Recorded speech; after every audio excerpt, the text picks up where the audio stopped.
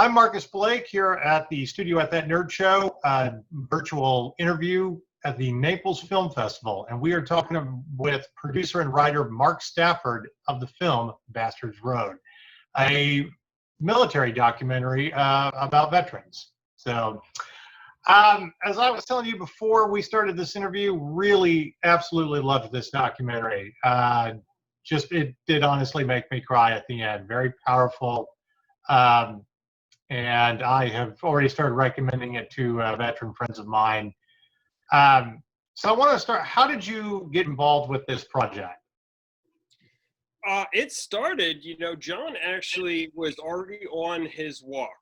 And what happened is that Brian Morrison, the director, and Brian and I have been friends for a really long time. And he saw in a Facebook group that Jon was doing this walk, and he had gone to high school with Jon, but they didn't know each other. They were a year apart and very different in high school, Right.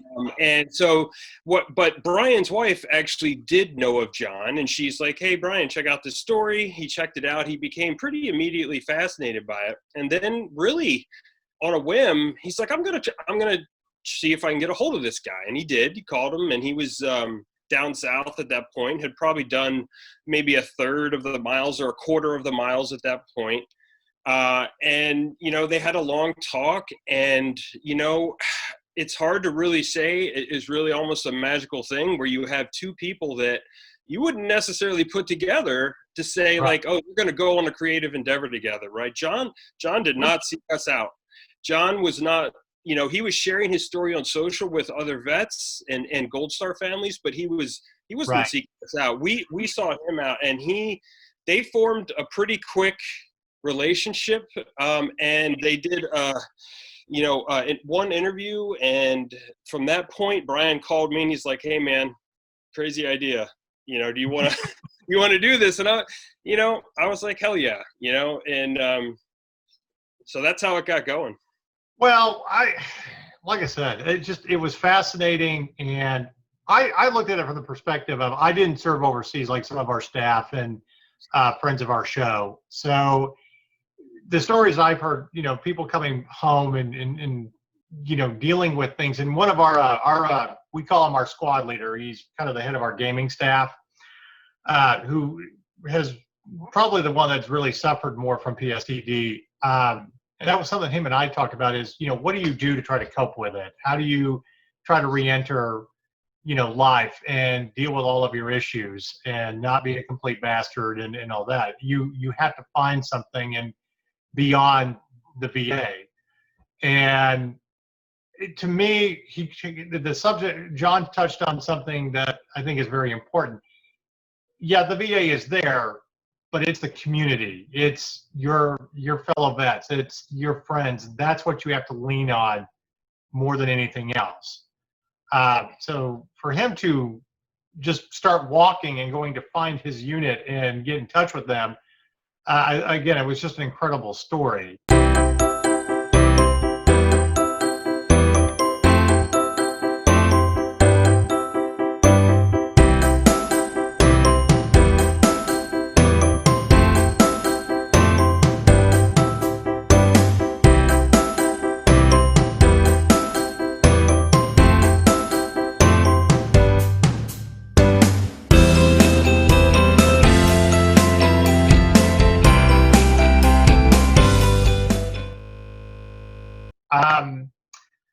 I wanted to ask that this was really a question for him if he was going to be on this interview, but I'll ask to you. You said he didn't really have any intention. He was just sharing a story, but really, did this walk, was it more or less just walking, or was it really he just wanted to go visit his unit? Well, I actually know these answers very well because I've heard Jon answer them so many times. Okay.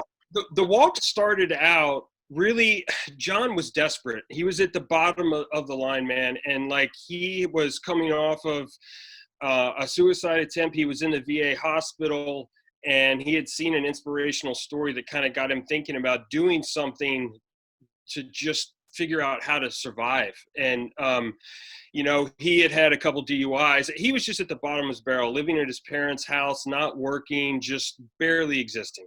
And he was like over 300 pounds at that point.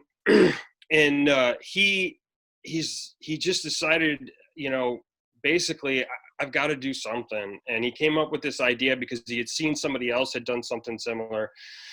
And when he started walking, though, man, really, it was he didn't know why he was doing it. People would ask him along the way, why are you doing this? Why are you doing this? And he would have a hard time really answering it in a cohesive way.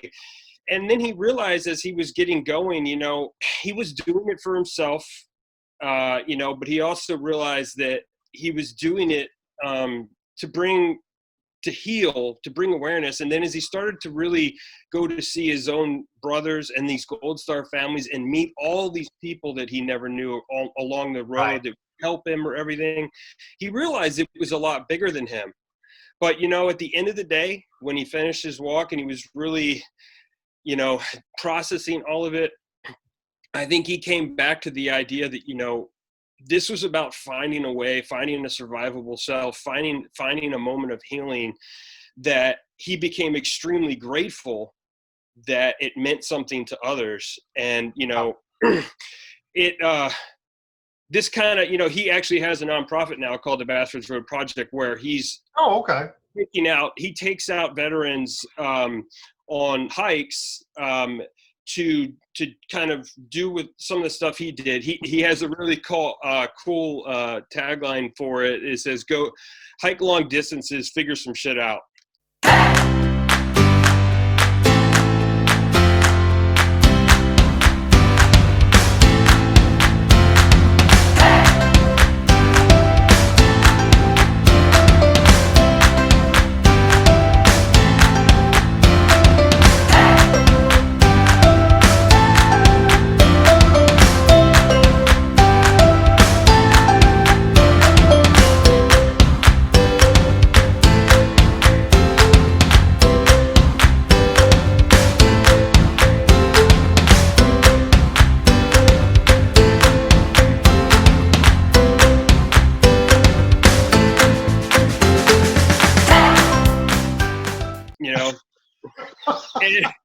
You know, it can be that simple, right? It can really be that simple. It's processing things with people that understand what you went through.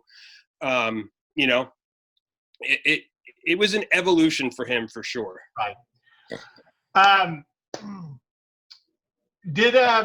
He was stationed at Camp Pendleton, right? That's why he ended the journey there, or? Yes. Yeah. So 2-4, and he went in, he enlisted right after high school.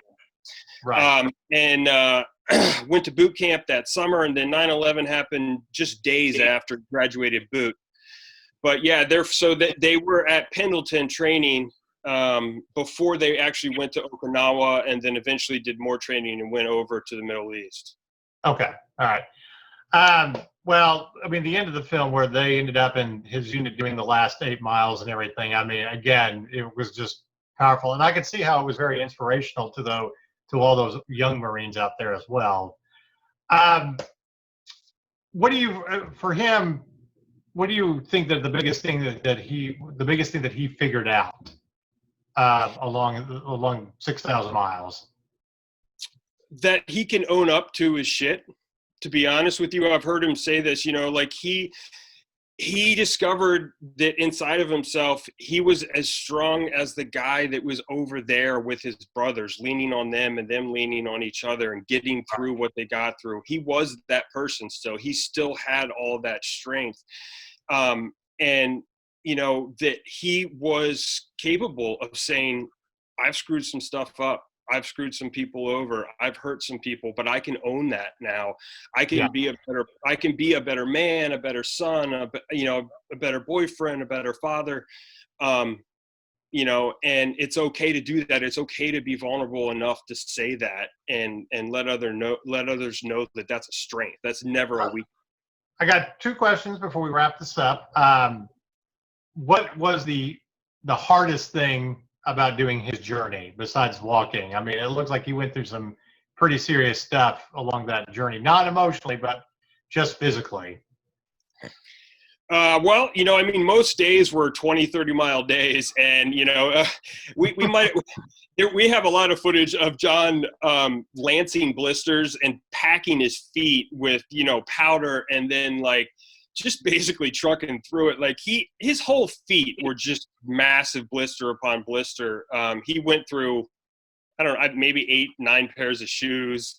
I'm surprised it wasn't a lot more, but I think, in the film, you do see what it's like to be out there alone, but it's interspersed so much with him being around others. But, you got to realize the reality of that 15 months and 6,000 miles, 99.9% of the time he was by himself. Right. And he was out there with his own memories, with processing all that, dealing with those demons. And that's tough, man. That takes a lot of guts. All right, real quick, I'm going to ask you the nerdy question. We're going to test your inner nerd. Right. If you, from the nerd universe, if you could have a weapon of choice or a superpower to fight the forces of evil, what would you choose personally? Wow.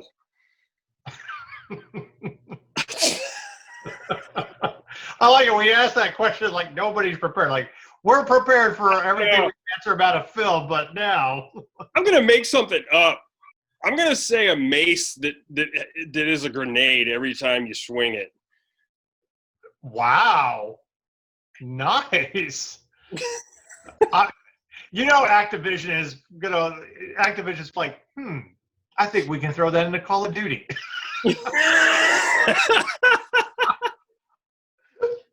Or the next Division game by Tom Clancy. Like, what's another weapon what we can throw in it that's really good? I like it. Fantastic. Well, thank you very much for interviewing with us and everything. As I said, it was a very inspirational film. It's fantastic. We wish all the best to Jon, and glad that he's doing better. And can't wait to see more, if he's got videos and stuff with his foundation. And I love the tagline. Hike and figure some shit out. Yep. Thanks again. Good luck with the film.